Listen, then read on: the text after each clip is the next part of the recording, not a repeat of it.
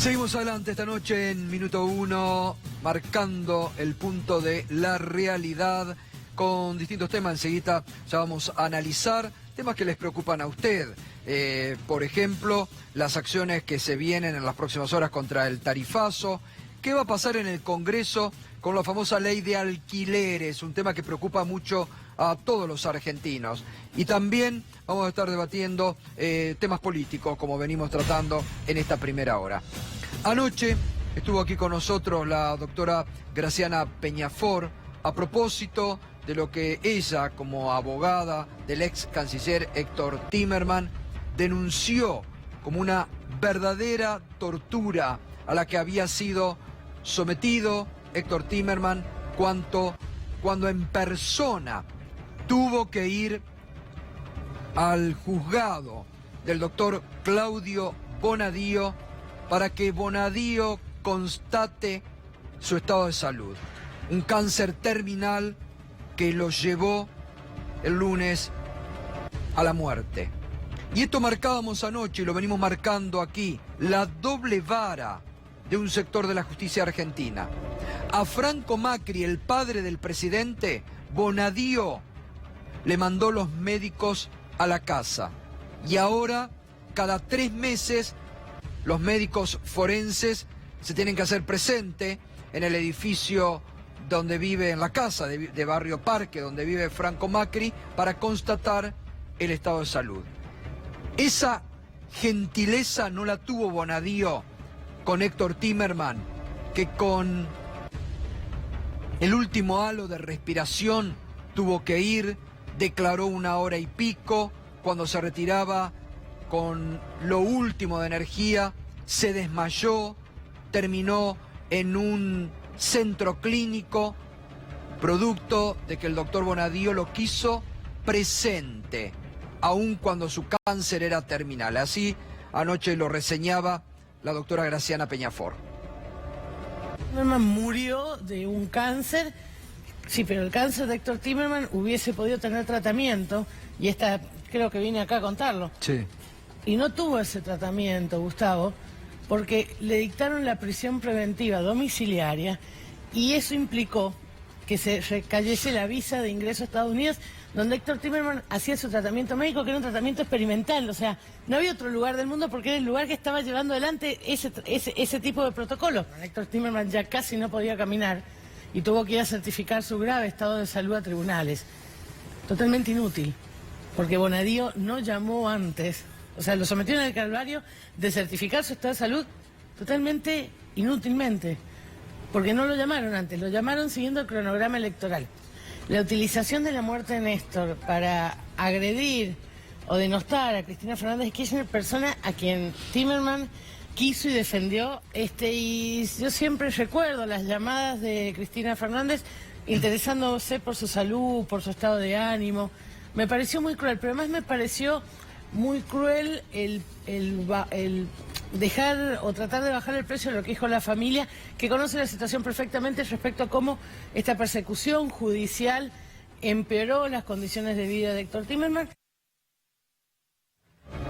Bueno, así lo reseñaba anoche, fue mucho más extenso, usted seguramente lo vio, la doctora Graciana Peñafort, que también nos contaba cómo Héctor Timerman había pedido especialmente, porque él quería lavar su honra de las acusaciones que le había hecho imputado el juez federal Claudio Bonadío, y pidió declarar antes de su muerte ante el tribunal oral, para que quede su testimonio, porque Timerman sabía que se moría.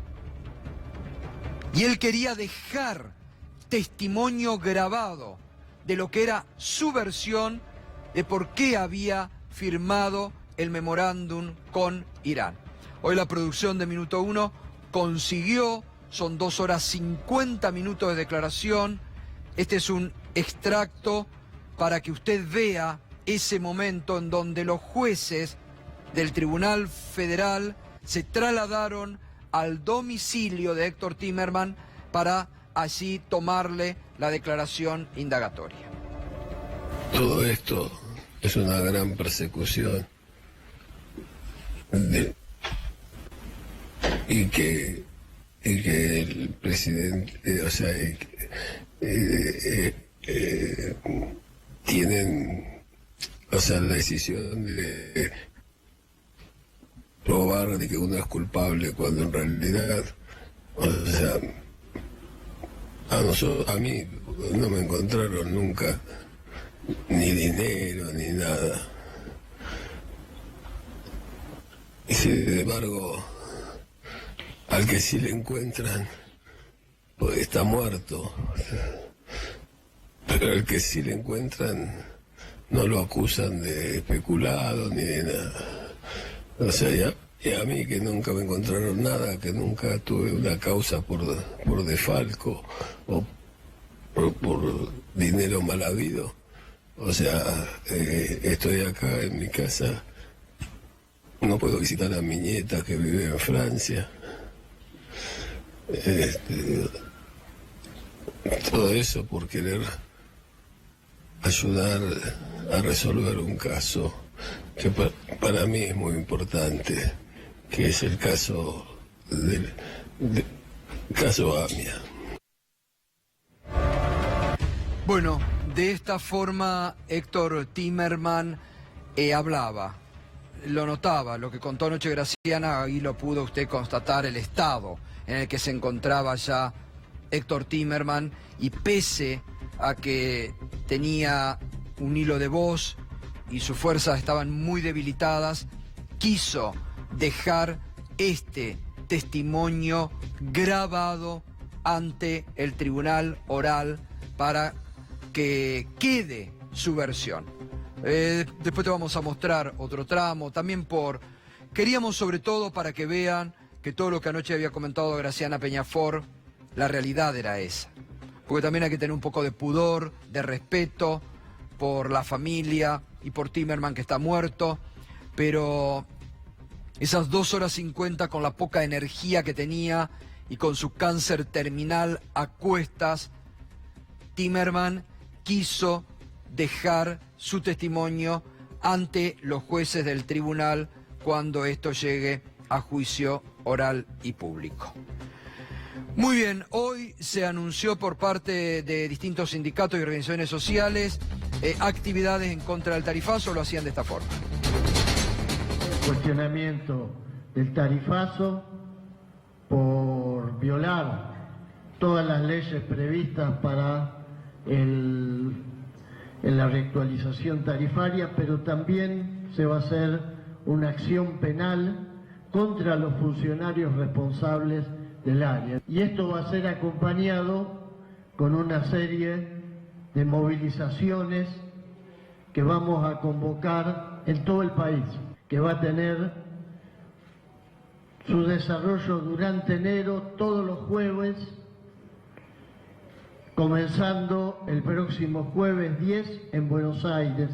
La brutal crisis energética que afecta a la Argentina desde hace mucho tiempo y que se ha agravado profundamente en estos años, a la par que se ha agravado en estos 3 años la pérdida de poder adquisitivo del pueblo argentino, y han transformado la tarifa en un bien suntuoso en lugar de ser un derecho universal, un derecho humano universal, el acceso a tener luz, gas y todos los servicios necesarios. Vamos a estar en todas las marchas que se ha dictaminado, la fecha y las localidades. Eso queremos decir, y vamos a estar siempre al lado de los trabajadores. Seguramente en el mes de marzo, cuando el gobierno intente llevar adelante, como lo ha dicho el señor Melconian o algunos empresarios, de querer instalar nuevamente la reforma laboral, seguramente los que estamos presentes acá y muchos dirigentes más vamos a estar en la calle rechazando cualquier intento de flexibilización laboral. Y nos estás acompañando esta noche con el hashtag Derrumbe Económico, los índices de la economía que se dieron a conocer hoy, que siguen marcando el punto negro de la economía argentina en recesión. Fíjese lo que son los datos de industria y de la construcción para el mes de noviembre. Fuente INDEC. El peor año de la industria, 13,13% se desplomó la industria en el mes de noviembre, 3,8% acumulado anual. Los sectores que peor la están pasando a nivel industrial: textil, 32,2%, abajo. Metal mecánica, 26,2%. Plásticos, 17,4%. Edición e impresión, 16,7%. Automotriz, 14,8%. Todo fuente INDEC. La construcción, 15,9%. La caída en el mes de noviembre. Esto se suma ya a pérdidas laborales que habían ocurrido el año pasado, que marcan el peor año de la industria, Fernando, con una pérdida industrial de 110.000 pesos, sí, 110.000 puestos de trabajo, ¿no? Estaba repasando otros datos que aporta el INDEC. 29,2% de las empresas consultadas cree que va a caer el nivel de empleo en los próximos 3 meses y 38,4% cree que va a reducir la cantidad de horas trabajadas. 52% dice que va a mantener el uso de la capacidad instalada. Recordemos que está abajo del 60% el uso de la capacidad instalada, que sí que es muy bajo.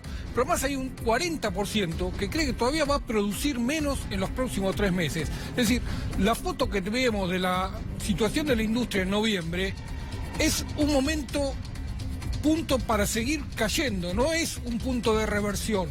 Estaba repasando los números de 2001, 2002. En aquel entonces, especialmente en 2002, se veían números muy fuertes de caída, pero era en situación de repunte. La industria estaba saliendo de un proceso de crisis y a partir de ahí empezó toda una etapa de crecimiento. En este momento todavía estamos en caída, no llegó al punto mínimo y según las estadísticas del INDEC va a seguir cayendo en los próximos meses.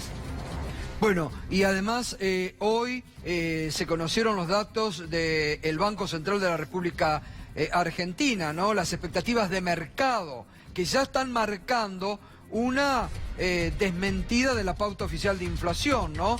Porque están marcando una inflación del 29% para el año próximo, cuando la del gobierno, Fernando, era... Sí, la del gobierno es de 23%, y este relevamiento que se hizo en los últimos días de diciembre, no sé si llegó a tomar todo el impacto de los aumentos de tarifas que se anunciaron. No. Es muy probable que cuando hagan el próximo relevamiento todavía suba algunos puntos más la estimación de inflación para el próximo año.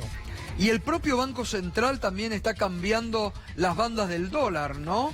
Bueno, pero eso es, en el último trimestre, la banda de flotación, este mínimo a partir del cual sale a comprar y el máximo a partir del cual va a salir a vender, todavía no sucedieron ninguna de los dos hechos, se actualizaba 3% mensual. Desde el 1 de enero, desde el 2 de enero, se actualiza 2% mensual, por lo menos durante enero, febrero y marzo. Después todavía no está claro cómo va a seguir.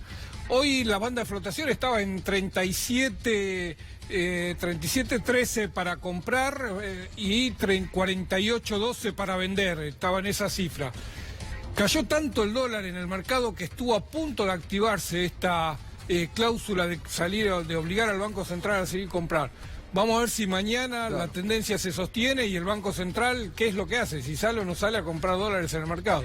Bien, y hoy hubo anuncios de aumentos en los peajes, es decir, estamos viendo cómo, por un lado el gobierno tiene la expectativa o anuncia que va a haber baja inflación, pero a partir de enero hasta junio va a haber aumentos de tarifas de transporte, obviamente, del subte, del colectivo, de gas, de luz, de agua, y ahora se suman los peajes con un porcentaje altísimo. Fíjese, en el acceso oeste el peaje va a aumentar de 50 pesos a 65 pesos. En la autopista 25 de Mayo y la Perito Moreno, de 63 pesos a 85 pesos. En la autopista Ilia, de 28 pesos a 35 pesos. Pero nos vamos a la Panamericana, que ya está alto. La autopista Panamericana entre De Benedetti y Marque aumentará de 45 pesos a 60 pesos. Hasta Tigre subirá de 50 pesos a 65 pesos. El trayecto Pilar-Campana subirá de 55 pesos a 75 pesos. Con lo que esto ya hay que sumarle el aumento de la nafta, más del 70% que se produjo en el 2018 y otros costos. Y como si todo esto fuera poco, el gobierno nacional anunció que el tema de la tarifa social, que prácticamente no se venía cumpliendo, ahora va a estar a cargo de las provincias. Pero muchas provincias dicen, nosotros no nos podemos hacer cargo. Así que el juego del gran bonete con este tema, ¿eh?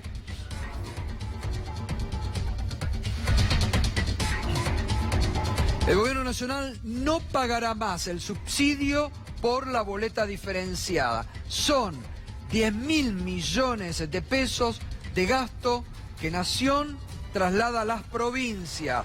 Así es Pero fácil hacer el ajuste, sí. ¿no, Gustavo? ¿Cómo? Así es fácil bueno, hacer el claro. ajuste, ¿no? Le trasladás todo el costo a las provincias y a los municipios. Por eso las provincias están que trinan, muchas de ellas dicen nosotros no podemos hacernos cargo.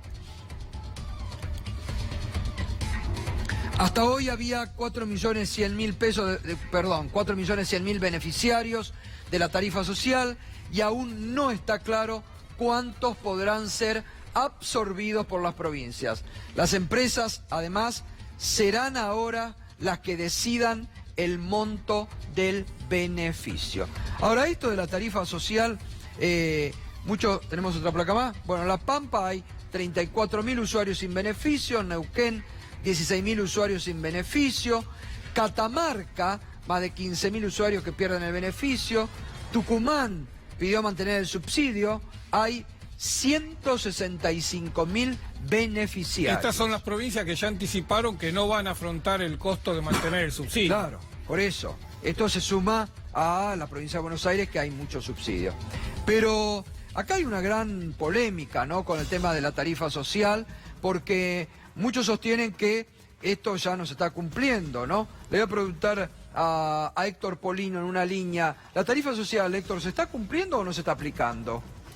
Se está aplicando con algunas restricciones. Ajá. Por ejemplo, en materia de gas natural, a partir del 1 de octubre del año pasado, se quitó un beneficio que tenía la tarifa social. Habían dos bloques, ¿no? Dos bloques.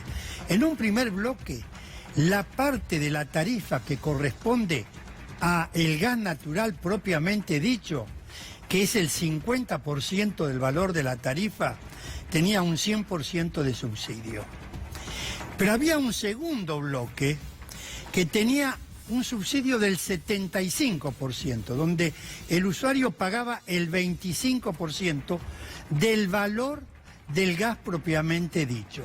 Esto existió hasta el 1 de octubre de este año. A partir de ese momento, ese segundo bloque se eliminó y quedó como tarifa social, por ejemplo, en el gas natural, un bloque que depende de la empresa.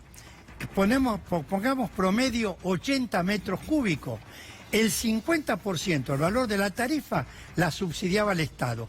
El otro 50% lo ponía el usuario. Bien, ahora seguimos, Héctor, con este tema. Está Daniel Moreira, que es representante de las pymes. Estábamos viendo el derrumbe que tuvo la industria en el mes de noviembre, 13%, que se suma a lo que ya viene, ¿no? Una cifra tremenda y ustedes lo están viviendo en carne propia. Sí, lo que pasa es que cuando vos empezás a ver y ves todas esas cifras realmente son tremendas, lo que hay que pensar claramente que atrás de todos esos derrumbes hay puestos de trabajo que se caen, pymes que cierran. Cuando nosotros hacemos un mapa chiquitito, digamos, como para entender qué es lo que pasa, este gobierno a partir del 2015 implementó un plan económico que sistemáticamente destruyó el mercado interno, que es donde las pymes se desarrollan. Las pymes damos el 80% del trabajo privado en la Argentina. Si las pymes, como venimos cerrando 25 por día, terminamos cerrando, el 80% de los trabajadores se quedan sin trabajo y las pymes cierran. ¿Qué es lo que están pensando cuando hacen este inmenso desquicio en aumentar tarifas, en aumentar todo y encima tener que pagar dolarizadas las tarifas energéticas que realmente nosotros trabajamos en peso? Por otro lado, lo que hay que tener claro es que cuando políticamente uno decide subsidiar las tarifas, es una política de Estado. Subsidio las tarifas energéticas para que produzcamos más, producimos más para que consumamos y ese consumo se vuelve a trasladar a la producción. Este gobierno está haciendo exactamente lo contrario. está destruyendo a las pymes, con lo cual nos está dejando prácticamente, yo tengo una pyme de 35 años. ¿De qué? Trabajo de climatización de ambiente. Trabajo hoy con el 30% de lo que trabajaba en el 2015. ¿Te imaginas 35 años de trabajo y ver cómo se destruye la pyme? ¿Cuántos Y ver- empleados? Hoy tengo 4 empleados. He llegado a tener 15. Realmente, es realmente muy triste ver qué es lo que pasa. El otro día un compañero, justo para fin de año, levantó un video con una pyme de 30 años textil, con las máquinas en silencio el 28 porque le tuvo que dar las vacaciones adelantadas a todos los trabajadores porque no pudo sostener más nada. No hay trabajo. Y vos hablás con los funcionarios, los que hablan con los funcionarios, y no te dan respuesta, y las respuestas que te dan son mentirosas. Ahora, si a nivel industrial la caída es de un 13,8 y la pérdida laboral muy alta, digo, a nivel de las pymes, ¿cuánto fue entonces la caída? Mira, las caídas nosotros lo que lo palpamos es concretamente en cuál es el entorno, ¿entendés? O sea, yo tengo una empresa de aire acondicionado, climatización de ambiente. El otro día fui a un bar y pensé que no había luz. Dije, qué bárbaro, no están prendidos los aires. Ahora, claro, ¿cómo se va a prender el aire en un boliche que hay 3 mesas con el aumento, con el aumento de las tarifas? claro. Y entonces eso es una cadena, es una espiral obvio. que se va cerrando sobre sí misma. El cierre de las empresas, sí, lo Claro, y sí, las pymes termina cierran. cerrando. Hoy tenés 10.000 pymes que cerraron y ese es el resultado. Ahora, ¿cómo va a hacer el gobierno para cumplir con la pauta de inflación si todo aumenta todo? Es que Peaje, tarifa. El gobierno, digo, con esto que estamos viendo y sistemáticamente cada vez que vengo contamos estos indicadores malos que estamos presentando, es la prioridad del gobierno, no es ni el trabajo ni la producción, eso es claro. Con lo cual, digo, uno ve estos indicadores y la única discusión que hay en la agenda es el adelantamiento de las elecciones, es una locura. Un 28 de diciembre, o sea, con mega recesión, alta inflación y alto desempleo, que decíamos que era un combo explosivo que no se había dado en ninguna crisis, el 28 de diciembre te presentan un tarifazo. Es una locura, la gente ya no da más. Este gobierno creo que fracasó, no creo, estoy segura que fracasó. Y como insiste en su rumbo económico, digamos, lo único que pretende ahora es, con las elecciones, no debatir la economía real, que es lo que nunca hacen, no resolvemos. Nosotros estábamos en la comisión de economistas, que está Silvina Batakis, Roberto Feletti, Arnaldo Bocco, Axel Kicillof, digo, no hay discusión con nadie respecto de cómo vamos a solucionar, cómo vamos a pagar la deuda. El gobierno que viene, la herencia que va a tener el gobierno que viene, es terrible.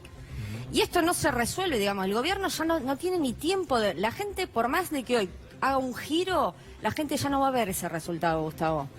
Y entonces, pero ni siquiera eso, ni siquiera se sienta y dice, bueno, vamos a resolverlo porque nosotros tenemos vencimientos 2020, 2023 de deuda, no se pueden pagar los vencimientos de deuda porque nosotros no estamos generando dólares. Y hablamos de elecciones, una locura. Omar Plaini, hoy hubo una reunión, recién lo indicábamos, de movimientos sindicales, sociales, políticos, convocando a un plan de acción contra el tarifazo, ¿no? Sí, ya lo hicimos el año pasado con la Marcha de las Velas y lo vamos a volver a hacer este año. Hoy se ha decidido marchar todos los jueves de enero, el 10 del Obelisco a la Plaza de los Congresos, el 17 en Rosario, el 24 en Mar del Plata y el 31 en la ciudad de Mendoza contra el tarifazo que ya ha anunciado el gobierno. El gas va a aumentar el 35%, el agua en 2 tramos, ahora en enero el 17% y después en mayo el 27% y la luz el 55%. Y quiero recordar algo, en lo que va de este gobierno en 3 años, el boleto aumentó entre un 500 y un 600%. Entre un 500 y un 600%. Y los peajes, que vos hablabas recién, Gustavo, aumentó el 680%.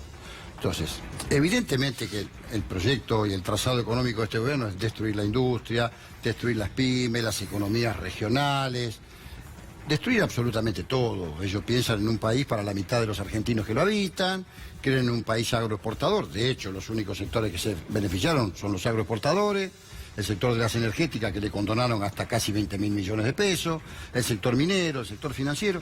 Entonces nosotros ¿Qué decimos? Invitamos a la ciudadanía que salga, que acompañe. Esto no se trata solamente de las organizaciones sociales, sindicales, las pymes, aquellos que tenemos un compromiso y una responsabilidad dirigencial o militante. Se trata que la sociedad salga, porque evidentemente el próximo año, y quien asuma el gobierno el 10 de diciembre, que seguramente va a ser otro gobierno, ahí sí vamos a hablar de la herencia recibida. Y entonces hay una enorme responsabilidad, y lo digo hoy y con tiempo, porque después se nos va a exigir al movimiento sindical que tengamos paciencia, porque el próximo gobierno va a necesitar un tiempo para acomodar las cargas. Y en esto, dos cosas que siempre dije que vine acá, Gustavo. Primero, ya es tiempo, y venimos con atraso, de reorganizar el campo nacional y popular. Nosotros de conformar, volver a tener una CGT poderosa, con todos los sectores que estén decididos a esto, con un programa, con un plan de lucha. Y el campo nacional y popular ya elaborar un programa, porque hay otro camino posible, hay otro país posible, y debemos decírselo a ese ciudadano y ciudadana de a pie que todos los días está padeciendo esta situación de este modelo. Mirá, hoy yo venía en un taxi y una vez más escucho a un taxista arrepentido de haber votado a este gobierno. E insisto en esto, fueron muchos laburantes que, engañados por esa campaña que hizo el gobierno de Cambiemos, votaron a este gobierno creyendo que traía soluciones que nunca trajo, y yo creo que a nosotros nos, cuestionaron más por las formas que por el fondo, eso está clarísimo. Ahora, tenemos una enorme responsabilidad, Gustavo, porque todos los días cualquiera de nosotros puede hacer el análisis, y no hace falta haber estudiado en Harvard. Los que caminamos la calle, los que estamos en el barrio, vemos lo que sucede todos los días. Las pymes que cierran, los comercios que cierran, los profesionales que tienen problemas, la falta de laburo, siguen cerrando empresas, siguen despidiendo trabajadores y trabajadoras. Lo que tenemos que hacer es la dirigencia opositora de una buena vez y por todas, empezar a reorganizarnos y conformar un programa y decirle de cara a la sociedad y a la luz del día qué creemos nosotros, qué pensamos nosotros, qué aspiramos nosotros. Volver a esa Argentina de la producción, a la Argentina del consumo, a la protección de mano de obra nacional, a definitivamente administrar el comercio exterior desde otra perspectiva, el rol que tiene que cumplir el Estado, y es más, te digo, y reformar la Constitución, porque luego me gustaría hacer una pequeña introducción por lo de Timerman. Bueno, ahora enseguida vamos a volver sobre ese tema. Hay un tema que se iba a tratar en el Congreso, porque estamos hablando de una situación difícil para muchos argentinos que hoy alquilan, que no tienen la posibilidad de tener un techo propio, que quedó ahí en la nada. Está el diputado Lipovetsky, que justamente lo habíamos convocado para hablar. ¿Qué va a pasar con la famosa ley de alquileres? Que estaba para salir y se paró, porque esto también es un paliativo para una situación muy difícil que estamos describiendo que vive hoy la ciudadanía, ¿no? Sí, claro. Hola, Gustavo. Buenas noches a todos. Sí, claramente en la Argentina hay 7 u 8 millones de personas que alquilan y por lo tanto sufren un montón de situaciones, incluidos muchos abusos que se dan, sobre todo en lo que tiene que ver con los costos del inquilino cuando tiene que ingresar a la vivienda, los costos de la comisión inmobiliaria, los meses de depósito, las imposiciones de un índice para actualizar el contrato que no se ajusta a la inflación real. Y por lo tanto venimos trabajando en el Congreso con varios proyectos, uno que venía del Senado, otro que había presentado de mi autoría y varios más, para lograr una ley de alquileres, que hace 30 años que no hay ley de alquileres en el país. Logramos dictaminarla a la Comisión de Legislación General que yo presido, pero lamentablemente no la pudimos llevar al recinto en el periodo de sesiones ordinarias, por lo tanto ahora hay que esperar hasta el 1 de marzo cuando se inicien nuevamente las sesiones ordinarias. ¿No se incorporó en extraordinarias? No se incorporó, por lo tanto vamos a intentarlo hacerlo. Digamos, yo participo en el Congreso acompañando a un legislador, a un diputado. La verdad que hubo cientos de proyectos. Ahora, proyectos que le resuelven la vida de la gente, no se discutió ninguno. Esa es la realidad. Bueno, este sí se discutió, porque no se trató en la sesión, podrían haberlo incorporado y no lo incorporaron. En la comisión se trató, se discutió, convocamos a todos, vinieron las organizaciones de los inquilinos, y la verdad que es una situación que requiere una ley. Está claro que y la ley que hay muchos abusos. Hay muchos abusos, nosotros estamos propiciando. La verdad que acá Polino puede decirlo, que viene batallando desde hace tiempo con este tema. Realmente hoy se abusan de la falta, y además con lo que ha aumentado todo el costo de vida encima abusan con los alquileres. Y además, vos sabés que, por ejemplo, una cosa que imputamos con la ley, por ejemplo, fue a solucionar el problema de las garantías, porque realmente se imponen a los inquilinos muchas veces garantías que son incumplibles, y entonces muchas veces se van al mercado negro de garantías, que tienen que pagar un costo sobre eso. Por lo tanto, estábamos flexibilizando esa situación, además de poner un índice justamente de actualización que sea acorde a la inflación, ir extendiendo el plazo de vigencia del contrato en vez de 2 años, que sea 3 años, porque lo que pasa hoy el inquilino es que ingresa a la vivienda y al año ya tiene que estar pensando en que si no renueva tiene que buscar mudarse, trasladar a sus hijos, cambiar de escuela a sus hijos, un montón de situaciones que realmente la ley creo que tiene que resolverlas. Ahora, había mucho lobby de las inmobiliarias. ¿Puede ser que el gobierno haya cedido a ese lobby y por eso paralizó? A las inmobiliarias la verdad que nunca entendí mucho cuál era su oposición, porque en definitiva son intermediarios, ellos que deben, digamos, intermediar entre las dos partes, no representan a una sola parte en el contrato. Nosotros está claro que habíamos puesto que la comisión de la inmobiliaria tenía que pagar el propietario y no el inquilino, como está establecido en la Ciudad de Buenos Aires y ya es ley. Por lo tanto, no creíamos que de alguna manera nos afectaba, porque no es que le estábamos quitando su comisión, sino que se la pagaba, poníamos que la estaba a cargo de una parte. Por lo tanto, nunca terminamos de comprender cuál fue la oposición de las inmobiliarias, pero yo creo que a partir de marzo vamos a convocar de vuelta a todas las partes y vamos a tratar de hacerles entender que la ley beneficia en definitiva a todos los que alquilan hoy en el país. Sí, Polino, ¿qué quería decir? Quería decir con respecto a las tarifas, que hoy me informan por correo electrónico usuarios del servicio telefónico que las empresas telefónicas de telefonía móvil, en combinación con El Veraz, están colocando en El Veraz a aquellos usuarios que se atrasan en el pago de la facturación de la tarifa móvil. Y hay algo más, me llega una denuncia de un usuario, que ahora no recuerdo bien si era de Enor o Vedesur, creo que era de Enor, que se atrasó en el pago de la factura y lo mandaron al Veraz. Se trata de un servicio público esencial, la electricidad, porque se lo mandan el Veraz, lo arruinan totalmente porque luego no puede ser titular de crédito de ninguna otra circunstancia. Bueno, le pasa a empresarios pyme. Cuando vos no podés pagarlo, por más que lo hagas en cuotas, y si te atrasaste, vas al Veraz. Está bien, pero acá se trata de un servicio público esencial que se presta como la electricidad de manera monopólica, sin competencia, donde las empresas han tenido ganancias extraordinarias. Y las siguen teniendo. Y las siguen teniendo. Y le garantizan la ganancia. Y otro tema, con respecto al gas, la empresa Fenosa, hace unos meses, que presta el servicio en el Gran Buenos Aires, en el sobre donde iba la factura, estaba la publicidad de una empresa financiera que ofrecía un crédito de hasta 20.000 pesos a los usuarios para pagar la factura de gas. Sí, bueno, pasa con los jubilados en la provincia de Buenos Aires, que lo están, que muchos se están hipotecando o endeudando para pagar la tarifa. Claro. Ahora, Te quiero decir que también, bueno que lo diga, el Sindicato de Luz y Fuerza de Córdoba viene dando una durísima pelea y otras organizaciones sindicales en Córdoba por el tarifazo, contra el gobernador y el gobierno nacional. El tarifazo en Córdoba es tremendo y están luchando las organizaciones sindicales desde abril por el tema tarifazo en la ciudad de Córdoba. Sí, bueno, en toda la provincia. Ahora quiero, para ordenar un poquito, para no dejar descolgado porque hay mucho interés por el tema de los alquileres. Mercedes, vos decías, participé, ¿en qué crees que hay oposición o por qué se trabó en algún momento? Porque es una ley que tiene que beneficiar al inquilino y a las necesidades que hoy tienen en un marco económico muy adverso para la sociedad. ¿En qué crees? Porque yo creo que acá hubo mucha voluntad para salir una ley positiva para el inquilino. Pero no se trató o no se llevó a la sesión, hubo cientos de proyectos, ninguno que resuelve hoy la vida de los argentinos, digamos.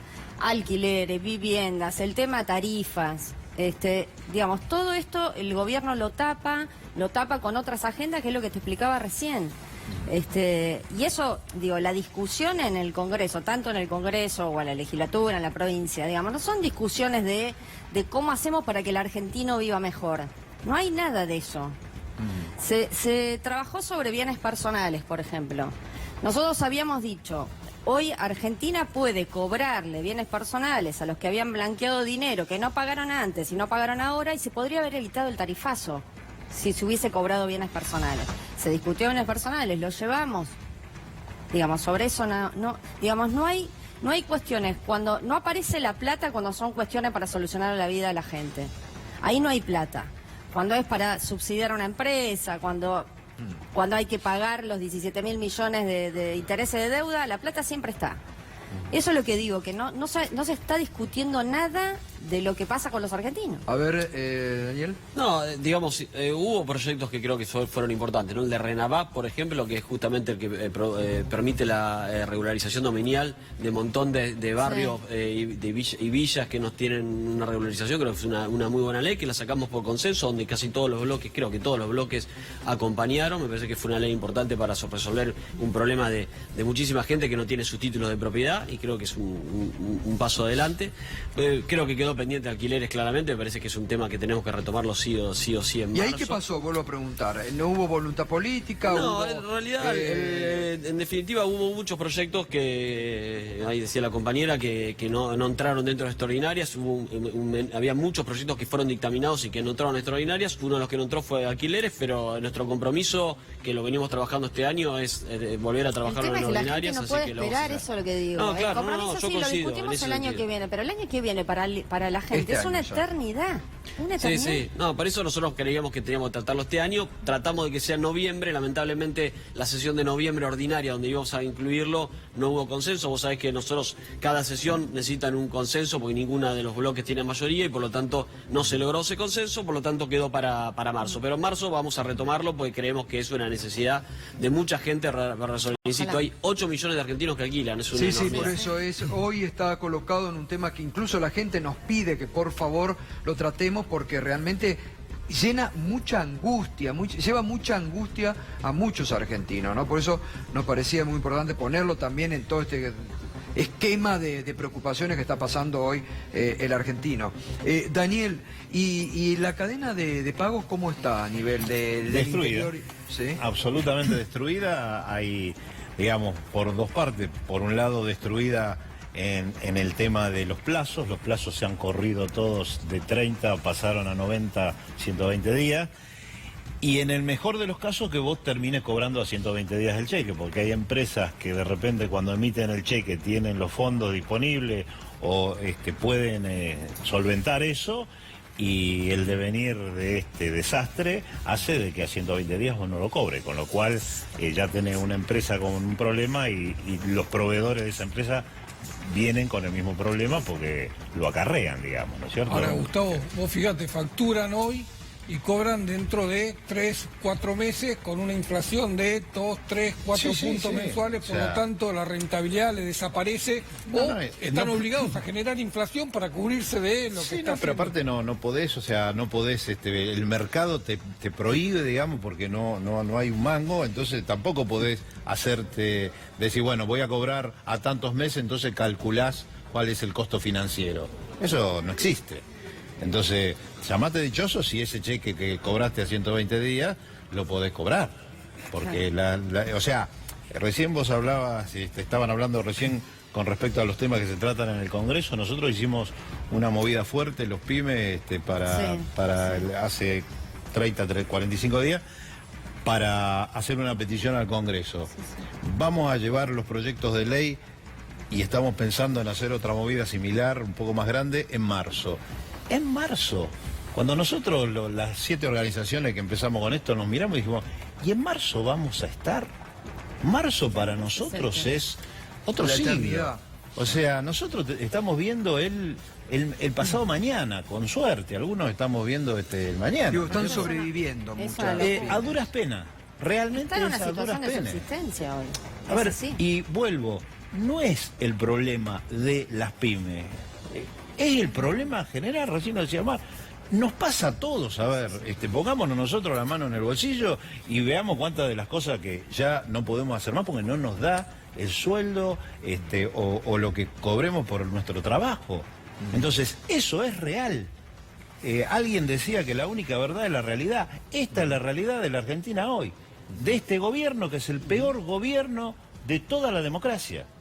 Yo tengo 35 años de empresa, viví todos los planes económicos desde la democracia, todos. No me los cuenten, los viví. Nunca hemos estado peor que con este gobierno. No solo las pymes, el pueblo en general. Las cooperativas de trabajo, todo. el drama que están pasando. A mí me impacta mucho cuando hablo con ustedes, los de las pymes, porque les miro los ojos y se les inundan los ojos de lágrimas. Están ahí Yo al te decía, borde. yo tengo una empresa de 35 El otro día años. estuvo un colega de ustedes que realmente terminó Y sí. diciendo no puedo dormir a la noche porque tengo que definir si siguen mañana empleados de toda la vida Claro, o no. porque además ellos ¿No? tienen una relación personal con el empleado de la Sí, pyme. la pyme sí. Aparte hay Toda la otra vida. cosa. Sí. Aparte hay Es otra difícil cosa. echarlo. Un vínculo muy ¿Sabe- directo, sabe casi que familiar. sí, Es un vínculo familiar. casi familiar. Claro, entonces terminan Los quebrando trabajadores- las pymes antes Obvio, de y echar a quebramos alguien, ¿entendés? con nuestros trabajadores adentro. O Los sea, en trabajadores vez de... acompañan. Hay un Obvio tema que muy grave sí. también, Gustavo, que hay que decirlo. ¿Cómo se oculta todo esto en los grandes medios de comunicación? Recién te hablaba de Córdoba. En Córdoba, el año pasado, pues te dije desde abril del año pasado, hicieron 2 marchas multitudinarias de más de 20.000 personas. ¿Quién se enteró? No, acá Tapan lo mostramos, absolutamente acá lo todo. mostramos, No, pero, bueno. a ver, Está bien. acá. Pero también ahí, y Se no, tapa, Gustavo. no te voy a Tapa, achacar a Gustavo. vos, porque a mí no me gusta achacar cuando no tienen la culpa sobre un gremio de ustedes que se ha movilizado. Pero la CGT, ayer lo decía Hugo Moyano, hablábamos con él, la CGT ha sido también muy complaciente. Como Omar. muchos sectores de la política que dicen Obvio, ser peronistas. Entonces, seguro, a ver, por Gustavo, eso. te No, no dije, lo digo. te dije al comienzo, hay que resolver esta cuestión, porque acá no se trata quien pone el retrato más grande de Juan Perón o Eva Perón, porque a la hora de definir te estoy diciendo que en Córdoba hay un problema de un gobernador que precisamente no es de Cambiemos. Obvio. Estará muy ligado a Cambiemos, pero no viene de Cambiemos. Y los compañeros están protestando y se están movilizando. Entonces acá hay que decir quién es quién. Esto hay que definirlo claramente. Porque de lo contrario, vamos a seguir con la extorsión de este gobierno. Fíjate que vos estabas dando al inicio del programa que se está planteando ya que la inflación, según los informes del Banco Central, va a estar alrededor del 29%. ¿Sabés en cuánto está extorsionando ya el gobierno para firmar algunas paritarias? En el 20-23%. Bueno, 25. En el 20-23 algunos ya han firmado. se firmó el gobierno. Así No, que el 25 tiene que ser la base, digo. Sin embargo, han firmado ya 2 o 3 y lo han extorsionado para firmar por el 20 o el 23. Y están diciendo las propias consultas que hace ¿Quiénes el han Banco firmado Central, por el 20 o 23? El caso de los empleados públicos de la provincia de Buenos Aires, con la gobernadora Vidal, firmaron el 20. Y la inflación va a estar alrededor del 30. A ver, convengamos que este gobierno no acierta nunca. Cuando dijo el primer año que iba a ser el 25 fue el 41. El segundo año dijo el 17 y fue casi el 26. Y este año ni hablemos, el año que pasó. Dijo el 10, el 12 y terminó casi en el 48. Con lo cual te están diciendo ahora, desde el propio Banco Central, 29%, 28,6 creo que dijiste vos al inicio. ¿Cuánto crees que va a estar? Muy arriba del 30. Pero ya están extorsionando para ponerle techo otra vez a las paritarias y presiona y extorsiona a las organizaciones sindicales y ya es una costumbre de este gobierno. Héctor, ¿qué van a hacer acciones los usuarios por el tema de los aumentos? Sí, si no se ¿Qué convoca- están haciendo de las acciones de los consumidores? Si no se convoca audiencia pública para discutir estos aumentos que se anunciaron en la energía eléctrica y el gas natural, porque tienen que convocar audiencia pública. Está bien, pero muchas de las audiencias públicas convengamos que escucharon, es pero cierto. se aumentaron igual. Es cierto, es cierto. Vamos a hacer planteos fundados en el fallo de la Corte Suprema de Justicia de la Nación del mes de agosto del año 2016, que estableció que los aumentos en las tarifas de los servicios públicos tienen que ser graduales, progresivos, transparentes y tienen que estar a tono con la capacidad de pago de los usuarios. Ahora, ¿qué pasó con ese fallo de la Corte? Muchos jueces no lo hicieron cumplir. Bueno, ahora lo que hay que hacer, juicios para que se tome en cuenta esa doctrina de la Corte, porque esa es una doctrina que sentó la Corte en cuanto a los fallos judiciales. Ahora, tenemos un problema, que es este. Hay jueces y jueces. Por ejemplo, Consumidores Libres inició el día 2 de febrero del año pasado una acción judicial contra el aumento en trenes y colectivos porque se comenzó a tener vigencia a partir del 1 de enero del año pasado sin haber convocado a la audiencia pública. Estamos el día de hoy que no tenemos resolución judicial. Y yo quiero decir, el juzgado, para que se tome conciencia, ¿no? Iniciamos la acción judicial el día 2 de febrero del año pasado. Los abogados estuvieron trabajando durante la feria judicial, porque además esta es una maniobra. Anuncian el aumento el año pasado, como ahora, el último día de diciembre, claro, cuando no los tribunales están en feria judicial y el Congreso está en receso hasta el mes de marzo.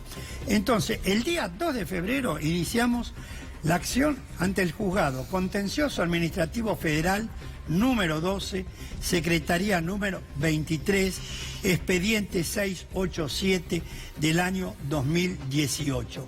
Hasta el día de hoy no tenemos un pronunciamiento, porque deriva el expediente a tal organismo, deriva el expediente a tal otro lado, con lo cual se demora el pronunciamiento sobre un incumplimiento, porque se debió haber convocado a audiencia pública en ese momento para establecer el aumento de trenes y colectivos. Y del interín se produjeron 4 aumentos más. Con lo cual es abstracto ya lo que después sin audiencia pública. Esto es gravísimo. Ahora, ¿no ve usted, no digo ustedes que son que están ahí batallando, no ve una quietud en el usuario? Como no hay reacción, el viernes pasado hubo un ruidazo, poca gente, mañana está convocado otro ruidazo en contra, pero poca gente se manifiesta. Sí, nosotros recibimos centenares de quejas, quejas a través de correos electrónicos. Pero el problema es que la justicia no... También después, bien, a la justicia, Gustavo, que acciona... El ajuste, para vos desarrollar un ajuste lo tenés que hacer con miedo, con represión. Digo, las últimas movilizaciones han sido un desastre. La gente está resignada. Pero el viernes pasado hubo un ruidazo. Y Mercedes, tiene no miedo. hubo represión. La gente podía salir a expresarse libremente y, sin embargo, poca gente, y te habían anunciado un día antes el tarifazo. Yo te digo lo que pasó anterior, digamos, el miedo no se construye ese mismo día, el miedo lo traes, el ajuste se hace así. Sí, y aparte de esas acciones tienen que ser acciones colectivas, pero tienen que ser acciones organizadas. Entonces, sí, hoy lo que... una crítica les hago, Omar, una crítica. Para mañana hay convocado un ruidazo y ustedes convocaron la marcha para el jueves que viene. Se podrían haber sumado al ruidazo de mañana. Gustavo. Digo, ahí hay una falta de coordinación. Gustavo, nuestros afiliados y nuestros trabajadores están en todos los barrios. Por lo tanto, se suman de esos barrios. Y muchos de esos que van son trabajadores que están sindicalizados. Ahora, nadie puede negar que el Frente Sindical viene batallando y lo que ha batallado. Sí, ahora, aparte es una cuestión de organización. Gustavo, pero esto no es por arte de vivir lo que. La sociedad tiene su tiempo también para esto.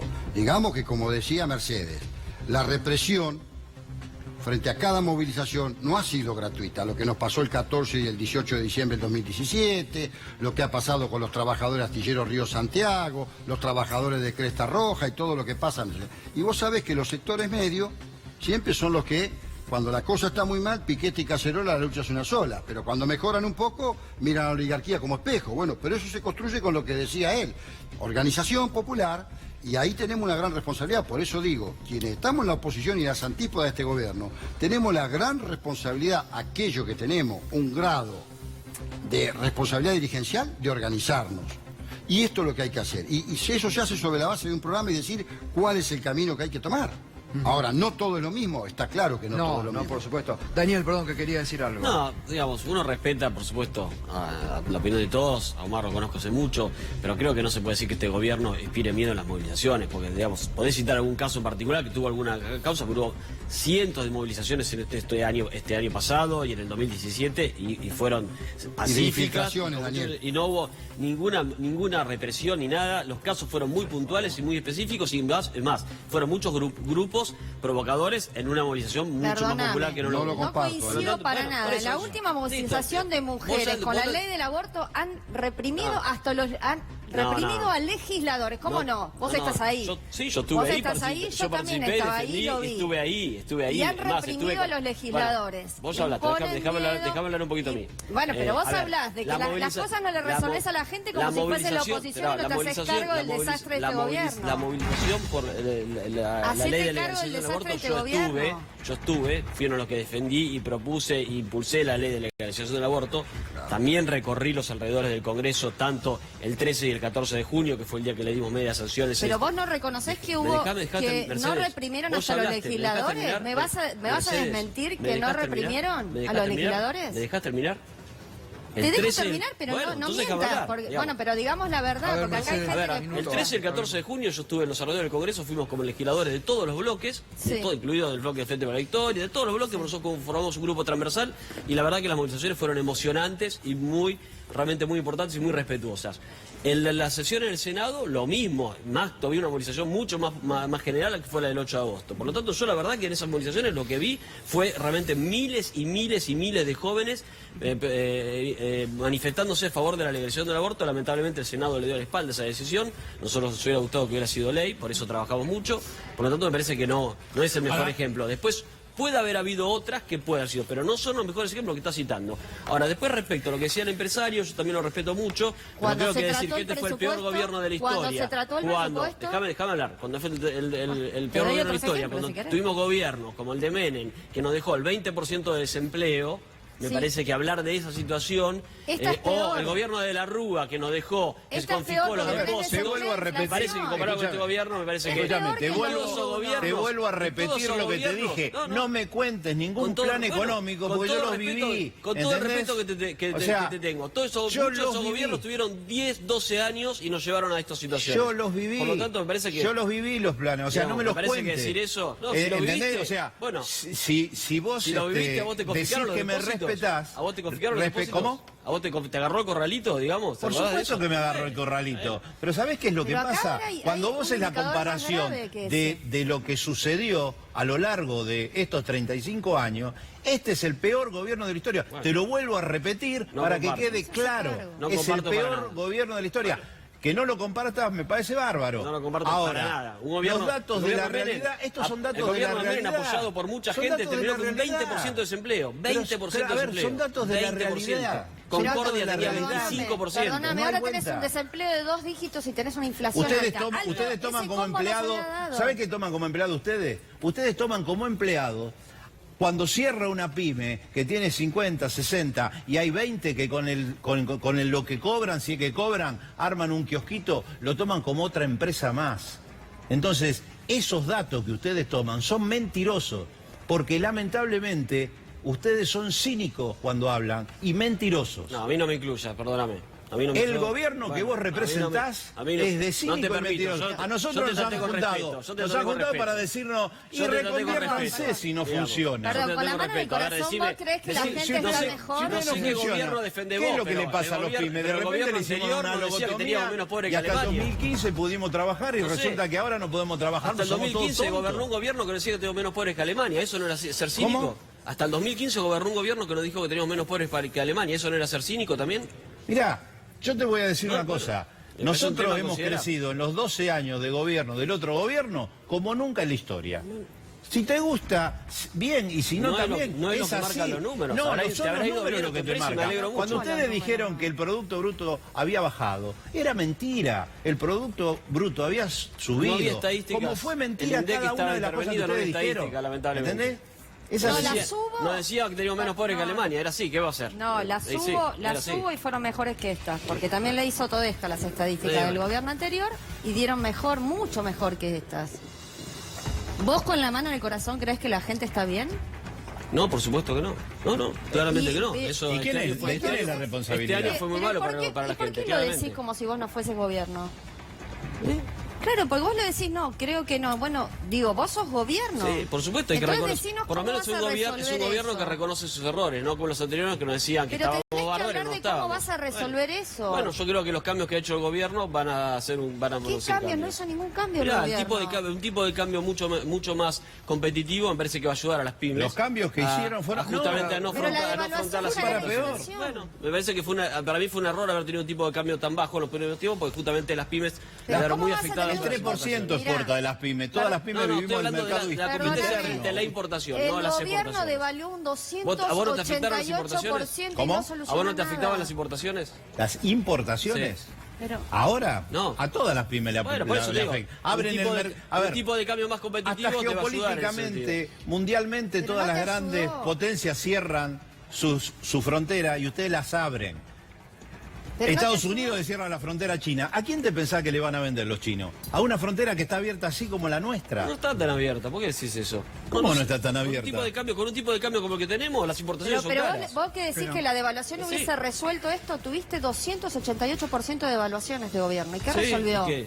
La situación se empeoró. Bueno, a ver, la evaluación de este último año sobre todo, y por lo tanto todavía, como dijo ahí algún economista, todavía no estamos llegando a ese momento. O sea, en el 2002 también podría ser evaluado y decir, che, todavía no llegamos. Bueno, después se produjo justamente, luego la devaluación se fue saliendo de esa situación. Hay que darle tiempo, por supuesto. El año fue muy malo, claramente, eso es así. Sí, bueno, Tres vamos a de los decir lo 4 siguiente. Sí, tengo que ir cerrando. Para señalar si fue mejor o peor, el grado de endeudamiento del país no registra antecedentes. El riesgo país al que llegó en las últimas horas no registra 875%. El grado de desocupación 9%. que ha aumentado, la pobreza que aumentó en la Argentina y la indigencia. Si aumentó la pobreza, si aumentó la indigencia, si aumentó el endeudamiento externo del país y aumentó el riesgo del país, esos son datos reveladores que indican que la política ha fracasado, ha producido un empeoramiento en las condiciones materiales del pueblo argentino. Bien, ¿a partir de cuándo entonces las protestas de lo que han definido hoy, A Omar? partir del próximo jueves, 18:30, concentramos en el Obelisco y de allí a la Plaza de los Congresos, el 17 en Rosario, el 24 en Mar del Plata y el 31 en la ciudad de Mendoza. Y te quería cerrar con lo de Timerman, te pedí, porque espero que alguna vez aquellos que en la enfermedad terminal de Timerman no respetaron los más elementales derechos humanos de una persona en esa situación, espero que alguna vez tengan que rendir cuenta, porque eso es tremendo. Y en este país a veces no se da lo que decía Mahatma Gandhi: la memoria es el único paraíso del que no podemos ser expulsados. Ojalá que no haya ciudadanos con memoria corta, ni jueces en la justicia con memoria corta. Aprovecho para mandar una condolencia a los familiares de Timerman. Sí. Falleció un ex canciller, más allá de uno puede estar de acuerdo con su medida, fue un ex canciller argentino y hay que expresar las condolencias que corresponden. Hace bien, Daniel, en hacerlo, porque lamentablemente el canciller no lo hizo, por eso haces muy bien vos para hacerlo. Pero además yo quería terminar, porque sé que a todos estaban mirando y lo sensibilizó. Algún momento, Daniel Lipovetsky, planteaste que el tema de las prisiones preventivas había que tratarlo en el Parlamento. Sí, estando en el oficialismo, vos fuiste una de las pocas voces que dijiste hay que tratarlo en el Parlamento, el tema de las prisiones preventivas que llevan a situaciones dramáticas como la de Timerman. ¿Seguís insistiendo en ese tema? Sigo pensando que los jueces no pueden tener la discrecionalidad que hoy tiene para determinar quién tiene una prisión preventiva y quién no. Tenemos que ajustar esa regulación para quitar esa discrecionalidad que lleva a injusticias como las que vemos a diario, te diría.